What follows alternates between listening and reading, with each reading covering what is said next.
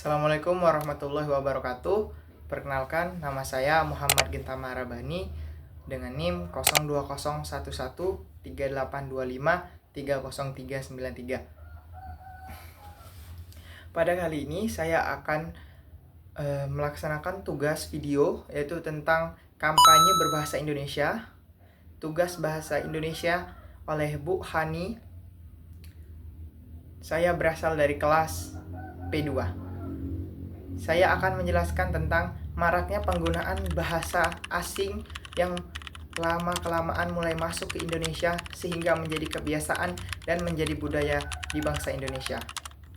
Tapi sebelum itu, jangan lupa like, comment, share, dan subscribe ke channel ini untuk pengetahuan lebih lanjut selanjutnya. Tanpa berlama-lama lagi, langsung saja kita masuk ke materi pembahasannya. Let's go! Kembali lagi sama saya Genta. Jadi di kehidupan kita yang modern ini, kita sering banget lihat perkembangan bahasa, khususnya bahasa Indonesia, bahasa yang menjadi identitas bangsa kita. Tapi seiring berjalannya waktu, bahasa Indonesia itu mulai terkikis dan tergeser oleh masuknya bahasa-bahasa asing, khususnya bahasa dari Eropa. Kejadian ini sangat sering kita ketemui di kehidupan sehari-hari, pendidikan maupun media sosial. Sebenarnya penggunaan bahasa Inggris itu nggak salah sih, karena pada dasarnya kita tuh juga butuh untuk belajar bahasa asing, terutama dalam dunia pendidikan dan dunia profesional kita nanti. Tapi yang jadi masalah tuh ketika penggunaan bahasa Inggris itu terlalu sering, sehingga dapat menggantikan bahasa Indonesia yang asli, yang padahal sudah tertera padanannya yang sudah sesuai dan sudah tepat, dan itu sangat merugikan bahasa Indonesia, apalagi generasi muda selanjutnya.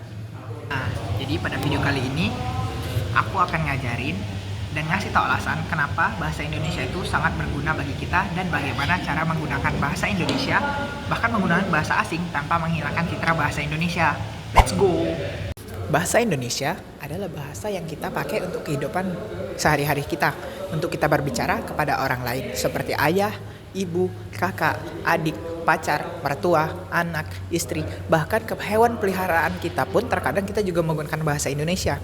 Nah, yang jadi permasalahan pada saat ini adalah di mana orang tuh sering mencampuri bahasa asing dengan bahasa Indonesia yang sudah jelas padanannya. Seperti misalnya update. Saya mau update software dulu nih, lalu confirm.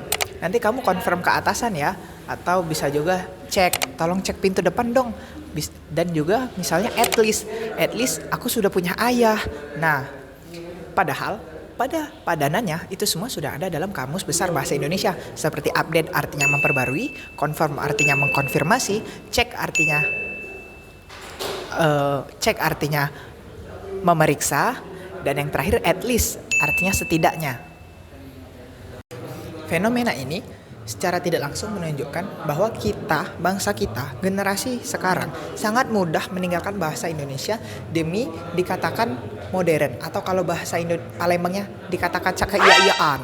Nah, dan dikatakan juga mengikuti tren. Padahal penggunaan bahasa asing yang berlebihan dapat membuat komunikasi menjadi tidak inklusif.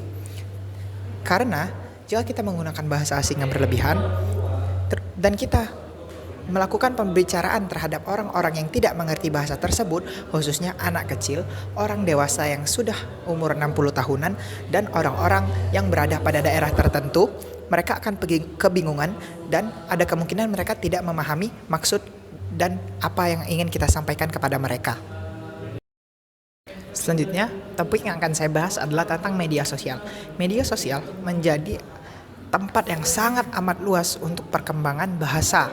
Banyak sekali kita melihat unggahan-unggahan di media sosial yang menggunakan bahasa asing sebagai kata atau ungkapan-ungkapan yang tentunya akan menjadi tren atau menjadi gaya yang modern.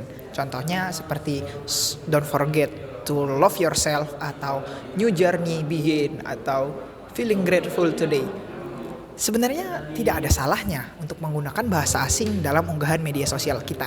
Tetapi jika hal ini terus-menerus dilakukan, maka lama-kelamaan ruang untuk berkembangnya bahasa Indonesia lama-kelamaan akan mulai tertutup. Padahal media sosial akan menjadi tempat yang sangat amat bagus dan sangat amat baik untuk perkembangan bahasa Indonesia dengan media sosial juga kita bisa memperkaya dan mempopulerkan bahasa Indonesia ke internasional dan ke orang-orang luar agar bahasa Indonesia atau bahasa persatuan kita bisa lebih dikenal. Lalu, tindakan apa yang harus kita ambil? Nah, tindakan yang kita harus lakukan adalah kebijaksanaan kita. Jadi, kita harus menggunakan kebijaksanaan kita sendiri dalam menangani hal ini. Kita tidak harus menolak bahasa asing untuk masuk, dan kita juga tidak harus menggunakan bahasa Indonesia terus-menerus secara kaku. Namun, kita harus mampu membedakan dan membagi waktu kapan untuk menggunakannya dan kapan untuk tidak menggunakannya. Dengan demikian, kita mampu berkomunikasi secara efektif dan juga kita mampu menjaga bahasa Indonesia agar tetap relevan dan tidak mati, dan kita juga mampu mengembangkan bahasa Indonesia agar dikenal jauh lebih banyak oleh generasi muda maupun oleh generasi di luar negara kita sendiri. Nah, teman-teman, maka dari itu mari kita gunakan bahasa asing secara tepat dan proporsional tanpa melupakan bahasa nasional kita, yaitu bahasa Indonesia. Dengan begitu, kita dapat menjadi masyarakat yang modern, global, tapi tetap berakar dan tetap melindungi serta mengembangkan bahasa persatuan kita, yaitu bahasa Indonesia. Terima kasih telah menonton video ini. Saya berharap semoga materi yang saya sampaikan dapat diterima dengan baik. Saya minta maaf jika ada salah kata atau ada salah omongan, atau mungkin juga pendapat saya tidak sependapat dengan teman-teman yang menonton. Lebih dan kurangnya saya minta maaf. Kepada Allah saya mohon ampun. Wassalamualaikum warahmatullahi wabarakatuh.